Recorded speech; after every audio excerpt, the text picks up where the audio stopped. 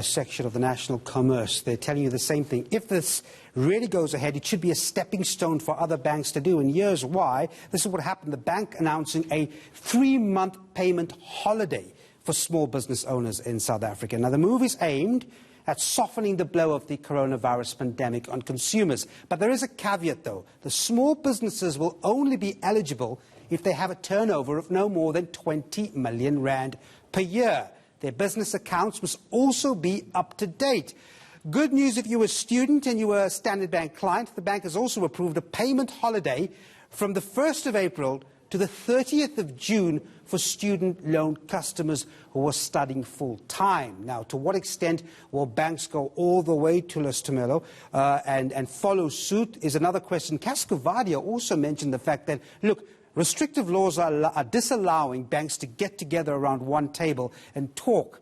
How do they formulate a coordinated response? So policy is very important at this stage. Yeah, absolutely. You're already seeing parties such as the Democratic Alliance calling for the other banks to follow suit, to say actually what Standard Bank has done by way of small businesses and helping them out is actually the way to go. And those small businesses are crucial, are they not, Devin, given that they provide the bulk of employment, but at the same time settled with such things as taxes as well as loans, which is why we are talking about loans. How do they cope in a period like this? Well, it's all about what's happening on factory floors and business floors at the moment. Let's just take a closer look. The bottom line is that the social distance restrictions mean that companies, big or small, have to restrict activity. And that means workers are putting in fewer hours and the activity just slows down. So what do we have here? The proposal that came forward when business, labour and government met earlier today was that workers should be able to claim any shortfall from the unemployment fund. And that should go some way to cushion the blow. As I said, what's making it difficult is that hours and work hours are being restricted on factory floors because of the restriction, the social restriction between people. You've got to have fewer people on the factory floors. That hits the industry downtime. I want to answer your question very quickly on the taxes there. So the other suggestion is tax and loan relief for small businesses because, you know, they are burdened, as you say, Tulas, on this issue of taxes, on red tape, for example. Perhaps that can go some way. We understand business is also pushing this area of state-owned enterprises bailout. Where should the money come from? And one suggestion is that we should stop bailouts of state-owned companies and then redirect that money to affected businesses. Then don't forget about this one. This was the big one announced sometime last week for small businesses, that 1 billion rand fund given by the Small Business Department. Businesses will be allowed to apply for that. That will come online on Tuesday.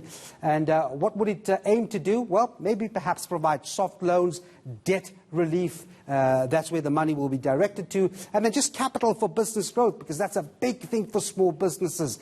Tulis, like I said, online on Tuesday, applicants will be able to apply. Yeah. Let's talk about that full-blown, stimulus package as well, David, that we've been hearing so much talk about. I mean, if it does emerge soon, what would it then look like? Yeah, well, that's what the Reserve Bank, Treasury, and the South African Revenue Service is putting together. The most we know is that we got this tweet 2 days ago from National Treasury just saying that an economic response package is on the way, but the details of that package will obviously be made more clear and become more crystallized once that meeting settles between those major role players, the Reserve Bank, Treasury and SARS.